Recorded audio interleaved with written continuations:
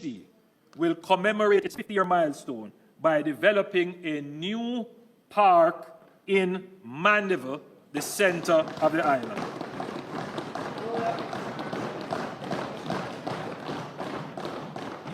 So, Madam Speaker, I'm officially announcing the third parish park. Yes, that will be in Mandeville. Additionally, for this special year of the NHD, the Trust will also award 50 scholarships. 50 scholarships instead of the 10 that we usually offer. We'll give 50 scholarships this year in various subjects.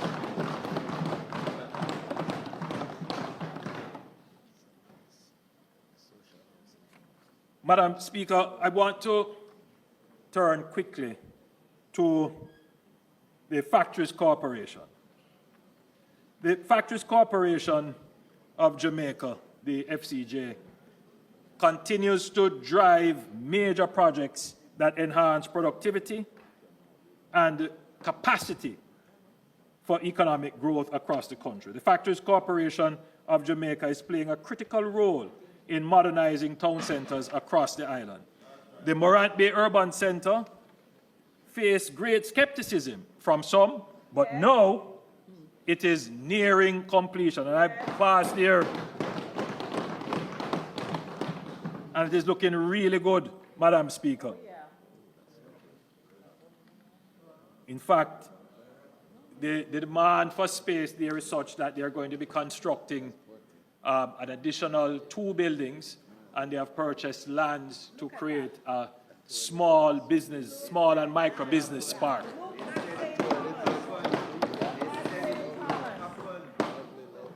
Building on the success of Morant Bay, Boundbrook in Portland is out of the planning phase and will commence construction in the coming financial year.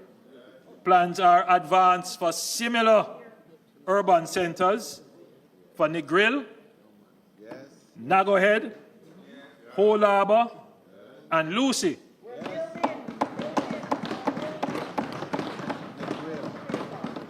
These projects will bring modern infrastructure, commercial opportunities, and essential services to communities across Jamaica. The intention is to modernize all our townships and urban commercial nodes. You know, the truth is, Madam Speaker, all our townships are overcrowded and congested, and unfortunately, aesthetically unappealing. First, we will decongest these towns by developing the bypasses, and this will also open up new lands, which we will then commission master plans for, and then we will use public-private vehicles to execute development of the new urban centers. And then we will partner with the existing property owners in the Old Town Center to develop a new plan for those old areas. So, Madam Speaker, having gone through the successful execution of the Morant Bay Urban Center, we're going to take that and go right across Jamaica to all the townships to upgrade and modernize our towns. Madam Speaker, I want to touch the UDC very quickly. The Portmore Resilience Park is now 50% complete. Yes. And it is set to be open this summer.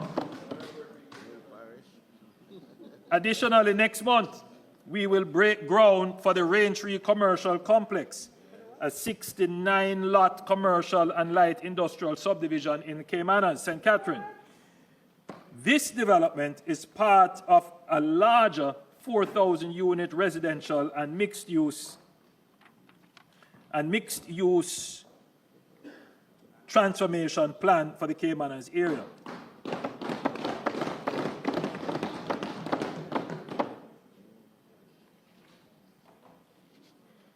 In another significant move towards urban renewal, we are expanding the Kingston Harbour Walk with support from the Caribbean Development Bank and the World Bank, ushering a new era of sustainable development in downtown Kingston and Port Royal.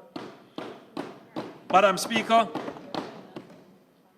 in collaboration with the NWA, NEPA, and the National Heritage Trust, the roadway from the Norman Manley Roundabout to Port Royal will be improved, and I noted that before under the NWA, will be improved and expanded to include a dedicated cycling lane and jogging trail.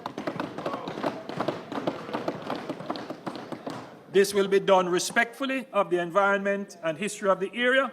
Madam Speaker, Kingston and indeed the wider Jamaica needs more dedicated, purpose-built recreational infrastructure.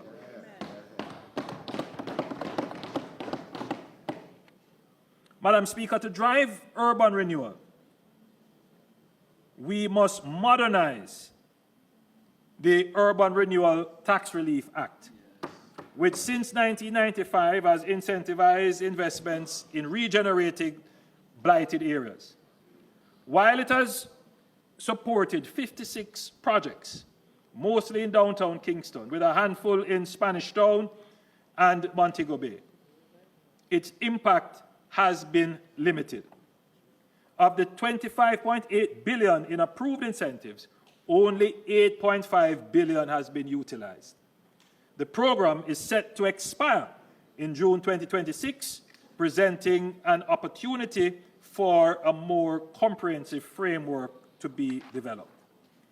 By December 2025, we will introduce new legislation to expand redevelopment zones, streamlining approvals, and enhancing incentives. Madam Speaker, we will adopt a phased approach with certain areas being designated initially.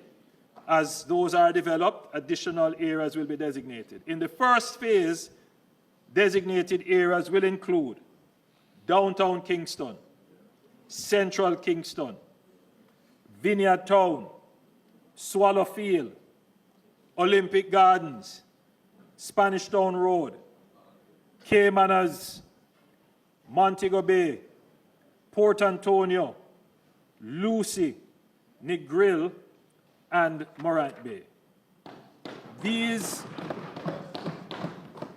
areas will be formally reclassified as Urban Development Corporation designated areas, allowing the UDC to spearhead development as it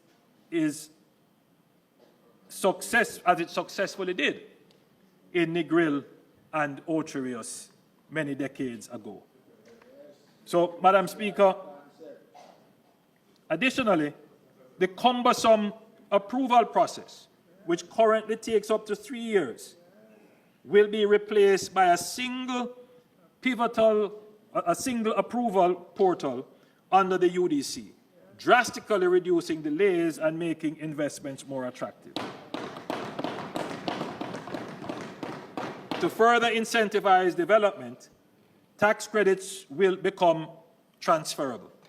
This means that the unused tax credit associated with a particular property can be transferred upon sale to the new owner, enabling greater flexibility in structuring transactions so that incentives can be fully utilized.